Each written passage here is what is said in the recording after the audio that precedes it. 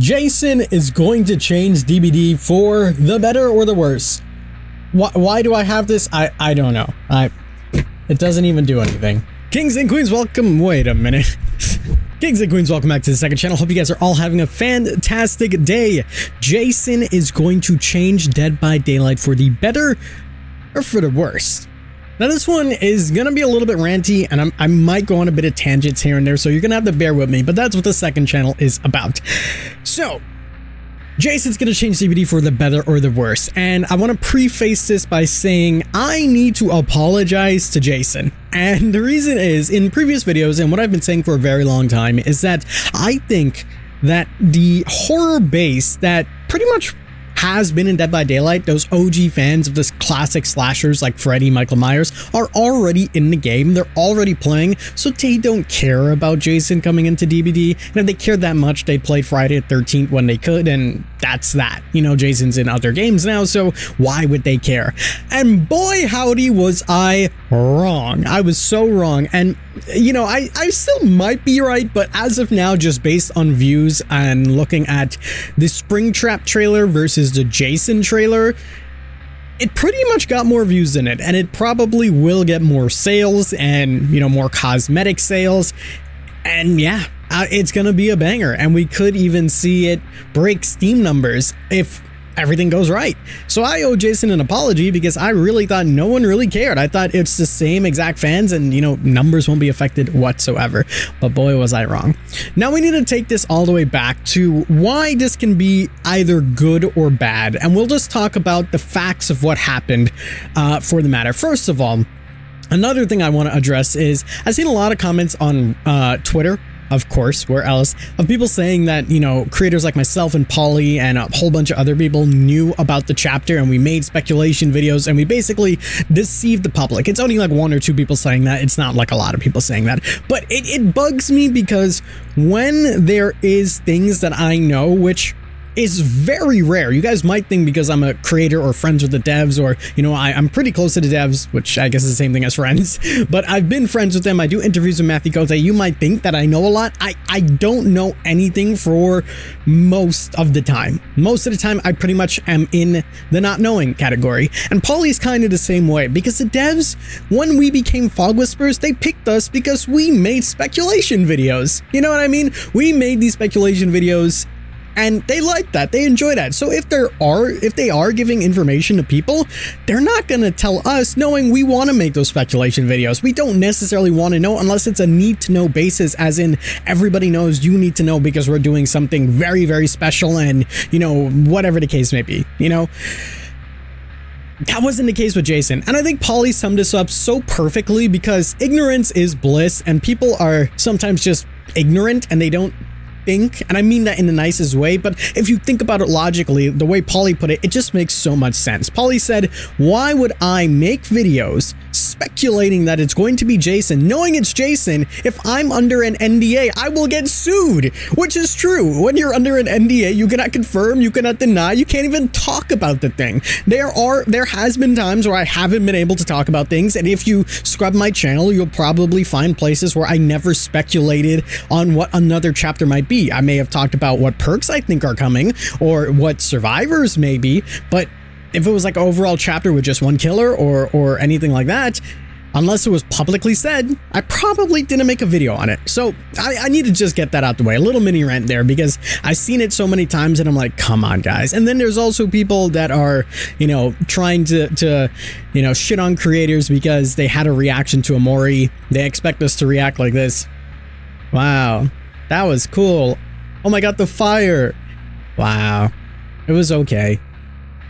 We're content creators, man. At the end of the day, we're content creators. You know, it's not that you're going to fake a reaction, but, you know, you watch my streams, at least I hope you did. If not, twitch.tv/theking. You've come over to streams and you've seen how I act and how hyper I can get and how things are. You know, it's just the way most content creators are. That's just part of the job. It's kind of what goes down with things, and it's the personality that you bring. So the fact of the matter is, I think people are just too pressed as they always are on Twitter. You know, they need to go outside, touch some grass, and not circulate their life around Dead by Daylight. Anyways, that's my little rant out the way because it's been a little bit on my mind, not to a frustrating point. I've been enjoying my Memorial Day weekend. In fact, I got a hot dog today. I double dipped because I'm in Canada and last week was Victoria Day, so I got a hot dog then too. But, you know, now I got to lose pounds for Montreal. Anyways, I digress. I told you this was going to be ranty. I want to talk about Jason because when the first teaser for Jason came out, right, and this is where I was going with everything, we seen the cabin. And to Dead by Daylight's credit / fault, depending on how you look at it, they told everybody to tune in at a specific time. Now, a lot of streamers and a lot of other creators and pretty much everybody, don't even need to be a creator, tuned in at a very late time for almost everybody, unless you were probably Australian, which it was very early for you. And we just kind of sat there waiting for something to happen up until the point of 13 hours later. Now, no matter what you think about this, it is good marketing. I don't care what you think about it. If you think this was terrible or poor execution, it was pretty good marketing because every single place that I went, whether it was Twitter, Instagram, Reddit, everybody's talking about this cabin. Everybody's making memes on this cabin. Everyone's speculating based on things that are happening in this cabin. Streamers were ready to stop streaming and then something happened and they kept streaming. Everybody talked about it. It was genius marketing one way or the other. Would it be something that I do? I probably would have made some adjustments to it, but I get the 13 hours and, you know, you still got the reveal at 10 a.m. or 11. It would have been better if they kind of told people, like, maybe didn't tell people to tune in or say like the reveal at 10 and he just kind of went live. But you know what? It is what it is at the end of the day. I personally liked it. I thought it was cool. I thought it was innovative. I thought it was different. And, you know, they even shot it on set. Like, this was something that happened. It wasn't CGI. It wasn't effects. Like, I'm sure some things were effects, but they showed a BTS, which was really cool. So overall, props to them because I personally liked it and I personally enjoyed it. That being said, everybody talked about this, and then obviously the big reveal was Jason. Now again, Jason came in. People were kind of a little bit expecting Slenderman based on some of the static and stuff like that, so I understand the disappointment of people that wanted Slender. However, the back and forth between both sides of Slender fans saying like Jason's crap, he doesn't belong in there, and then vice versa is crazy. Both of these characters are super iconic, and, you know, in their own lanes, they are probably at the top of the food chain. Now, for the people that are saying Jason isn't, you know, 10th tier worthy are absolutely out of their minds. And then there's the other set of folks that are saying like, well, we didn't get Camp Crystal Lake, or we didn't get the Survivors, and we didn't get the OG mask. And I even seen one person say that, well, I know it's behavior can't do anything, but I'm still mad. And I'm like, what do you want them to do? Not bring the character in at all? You know what I mean? Like, this is something that has been on their wish list for such a long time. They finally have an avenue to do it. They bring it in and now you're upset. That carried over into the Power, where people are just calling it a Springtrap or Spirit 2.0. They already were pretty much calling it a Trapper 2.0 from the start. So you can't impress everybody. It's just how it's going to be. And that's where Jason could potentially break Dead by Daylight, because there's a lot of people that are pretty sour. In the grand scheme of things, though, this is a finite amount of people. The more people that are typically upset with something at a massive scale means there's more people happy with it. It's just really loud people that are upset. And I'm not saying that, you know, you can't be upset or it's not right to be upset, but overall, there's a lot of people that are excited. I have seen people say that they are returning to Dead by Daylight for the first time ever because Jason's in the game, which is incredible to hear. There are people that said that DBD has done a fantastic job with him and they made him gruesome, and I've seen more positive than ever before. Even more positive than when Springtrap came out, and everybody really wanted Springtrap.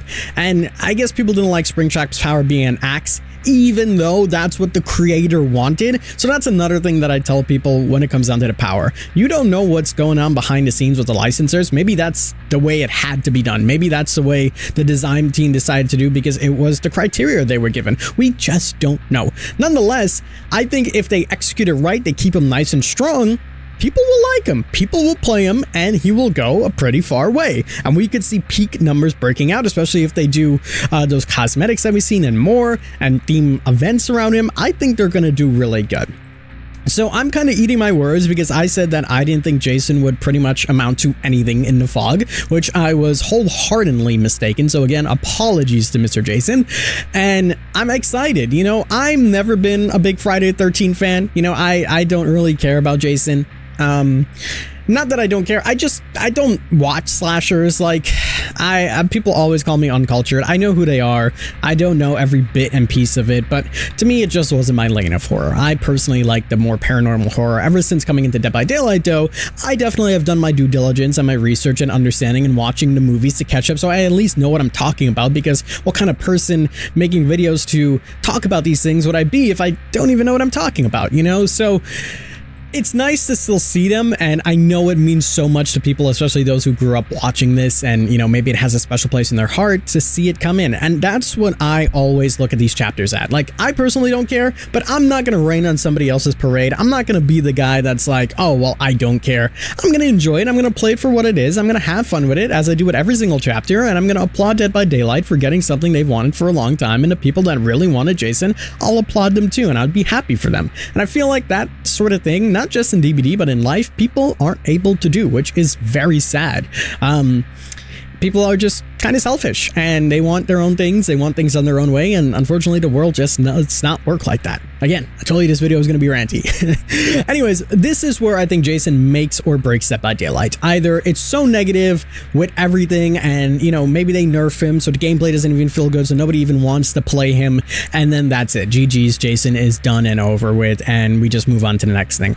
Or it becomes super popular and stays popular for a while, kind of like how Wesker was, to the point where people got tired of it and they had to make changes in order for people to stop playing Wesker so aggressively. And I think that's kind of the route we're going to get, because it's a similar sort of power with Wesker where it feels fun. You throw someone across the map, you spare them across the map. It feels fun on both sides, I'd imagine, as well, because they'd be good counterplay considering the hitboxes are super small. Now, of course, this does beg the question, how are they going to rework some of the other characters like Springtrap and things like that? And, you know, I'll leave that to the balance team.